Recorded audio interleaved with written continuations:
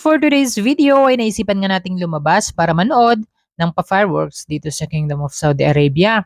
Dahil nakaraang year nga mga auntie ay meron silang pa-fireworks sa pagpasok ng bagong taon.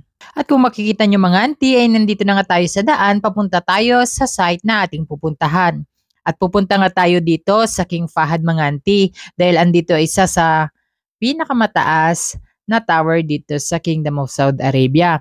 Na kung saan, ito makikita nyo ng patulis na yan yung tinatawag nilang Al Faisaliya Tower. Dahil nung nakaraan mga auntie, dito ay may pa-fireworks sila pagpasok ng bagong taon. Kaya dito nga tayo tumambay mga auntie at mag-abang ng pa-fireworks. At alam nyo ba mga auntie, na akala ko nga ako lang yung mag-aabang. Pero pagdating ko dito sa banda rito sa King Fahad mga auntie, ay marami din palang nag-aabang katulad ko.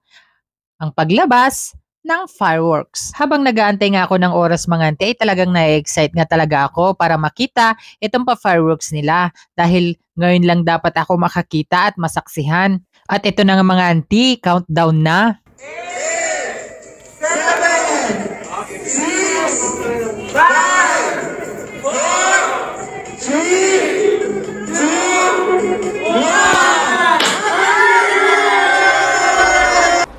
A few moments later.